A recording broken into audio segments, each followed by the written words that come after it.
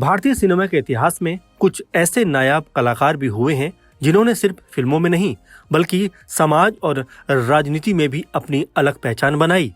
महान अभिनेता सुनील दत्त उन्हीं हस्तियों में से एक थे। वो एक शानदार अभिनेता, सफल निर्माता, संवेदनशील इंसान और लोकप्रिय राजनेता थे। उनकी जिंदगी संघर्ष, दर्द, मेहनत, प्रेम और इंसानियत की मिसाल मानी जाती है। सुनील दत्त ने अपने करियर में रोमांटिक हीरो से लेकर गंभीर किरदारों तक में हर बार अपनी अदाकारी का शानदार नमूना पेश किया था। उनकी फिल्मों में जहां भावनाएं दिखाई पड़ती थीं, वहीं असल जिंदगी में भी वो बेहद दयालु और जमीन से जुड़े हुए इंसान थे। उनकी पत्नी नरगिस के प्रति उनका प्यार और बेटे संजय दत्त के मुश्किल दौर में उनका साथ आज भी मिसाल माना जाता है। तो चलिए सुनील दत्त की जिंदगी से जुड़े तमाम तथ्यों पर चर्चा करते हैं। सुनील दत्त का जन्म और शुरुआती जीवन। सुनील दत्त का जन्म 6 जून 1929 को पंजाब के झेलम जिले के खुर्द गांव में हुआ था, जो अब पाकिस्तान में है। उनका असली नाम बलराज दत्त था। उनका बचपन साधारण परिवार में बीता। जब वो छोटे थे तभी उनके पिता का निधन हो गया था। इसके बाद परिवार की जिम्मेदारी उनकी मां पर आ गई। 1947 में भारत पाकिस्तान विभाजन के दौरान उनके परिवार को भी भारी मुश्किलों का सामना करना पड़ा। दंगों और हिंसा के बीच उनका परिवार पाकिस्तान से भारत आ गया। विभाजन का दर्द उन्होंने करीब से देखा था। यही वजह थी कि आगे चलकर वो हमेशा शांति और भाईचारे की बात करते नजर आते थे। भारत आने के बाद उनका परिवार हरियाणा के यमुनानगर और फिर मुंबई में बस गया। आर्थिक स्थिति अच्छी नहीं थी, इसलिए सुनील दत्त ने पढ़ाई के साथ साथ छोटे मोटे काम भी किए। सुनील दत्त की पढ़ाई और रेडियो। सुनील दत्त ने मुंबई के जय हिंद कॉलेज से पढ़ाई की। कॉलेज के दिनों में उनकी आवाज और व्यक्तित्व लोगों को काफी प्रभावित करने लगा था। इसी दौरान उन्हें रेडियो सिलोन में काम करने का मौका मिला। रेडियो पर वो फिल्मी सितारों के इंटरव्यू लिया करते थे। उनकी आवाज बेहद दमदार और प्रभावशाली थी। इसी नौकरी के दौरान उनकी मुलाकात अभिनेत्री नरगिस से हुई। उस समय नरगिस पहले से ही बड़ी स्टार थी, जबकि सुनील दत्त संघर्ष कर रहे थे। कहा जाता है कि नरगिस को पहली बार इंटरव्यू देने के दौरान सुनील दत्त इतने घबरा गए थे कि ठीक से बात भी नहीं कर पाए, लेकिन किस्मत को कुछ और ही मंजूर था। सुनील दत्त की फिल्मों में एंट्री। सुनील दत्त ने फिल्मों में अपने करियर की शुरुआत 1955 में आई फिल्म रेलवे प्लेटफॉर्म से की। हालांकि उन्हें असली पहचान 1957 में आई फिल्म मदर इंडिया से मिली। इस फिल्म में उन्होंने नरगिस के बेटे का किरदार निभाया था। फिल्म की शूटिंग के दौरान एक बड़ा हादसा हो गया। सेट पर आग लग गई और नरगिस उसमें फंस गईं। उस समय सुनील दत्त ने अपनी जान जोखिम में डालकर उन्हें बचाया। यहीं से दोनों के बीच नजदीकियां बढ़ी और बाद में दोनों ने शादी कर ली।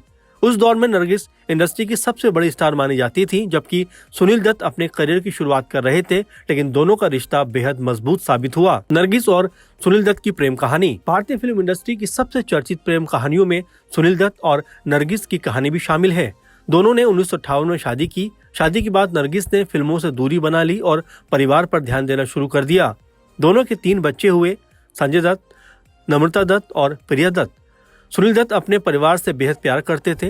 वो हमेशा कहते थे कि उनकी सबसे बड़ी ताकत उनका परिवार है। नरगिस और सुनील दत्त की जोड़ी लोगों के लिए आदर्श मानी जाती थी। दोनों ने हर मुश्किल वक्त में एक दूसरे का हाथ थामे रखा। सुनील दत्त की प्रमुख फिल्में। भारतीय सिनेमा के दिग्गज अभिनेता सुनील दत्त ने अपने करियर में रोमांटिक, सामाजिक, कॉमेडी और गंभीर किरदारों से दर्शकों का दिल जीता। उनकी कुछ सबसे यादगार और चर्चित फिल्में इस प्रकार से हैं। Mother India 1957। ये फिल्म सुनील दत्त के करियर का सबसे बड़ा टर्निंग पॉइंट साबित हुई। फिल्म में उन्होंने नरगिस के बेटे बिरजू का किरदार निभाया था। ये फिल्म ऑस्कर तक पहुंची थी और भारतीय सिनेमा की सबसे महान फिल्मों में गिनी जाती है। साधना 1958। इस फिल्म में उन्होंने एक संवेदनशील युवक की भूमिका निभाई थी। फिल्म में समाज की रूढ़ियों पर आधारित तमाम चीजों को दिखाया गया था और ये फिल्म काफी सफल रही थी। नंबर 3 सुजाता 1959। बिमल रॉय की इस क्लासिक फिल्म में उन्होंने सामाजिक भेदभाव के खिलाफ मजबूत किरदार निभाया। फिल्म को आज भी क्लासिक माना जाता है। नंबर 4 मुझे जीने दो 1963। डकैत की जिंदगी पर आधारित इस फिल्म में सुनील दत्त का अभिनय बेहद सराहा गया था।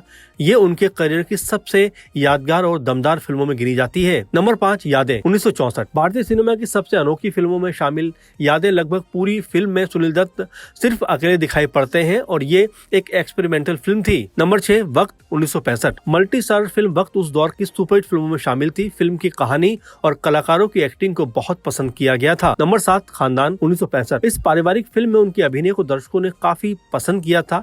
ये फिल्म भी बॉक्स ऑफिस पर बहुत ज्यादा सफल रही थी। नंबर 8 पड़ोसन 1968। कॉमेडी फिल्मों की बात हो और पड़ोसन का जिक्र ना आए, ऐसा हो नहीं सकता।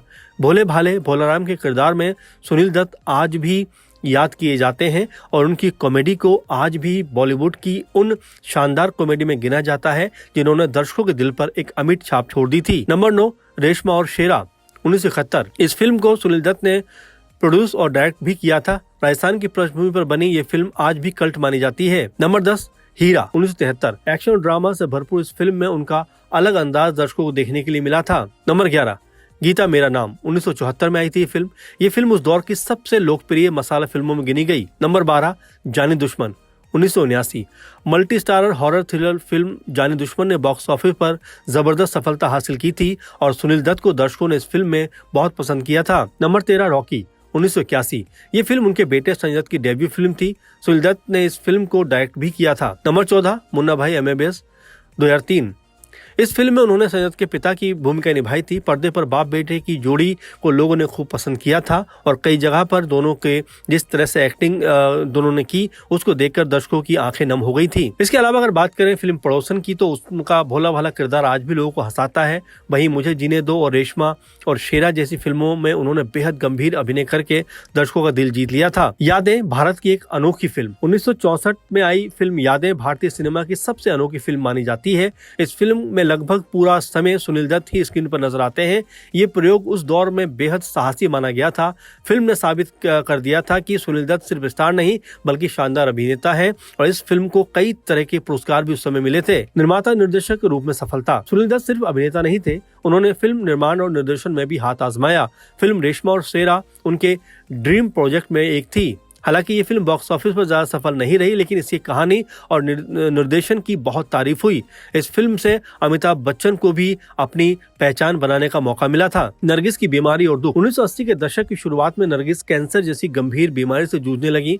सुनील दत्त ने इस मुश्किल समय में उनका हर कदम पर साथ दिया। इलाज के लिए उन्हें विदेश तक लेके गए, लेकिन 1981 में नरगिस का निधन हो गया। पत्नी की मौत ने सुनील दत्त को अंदर से तोड़ दिया।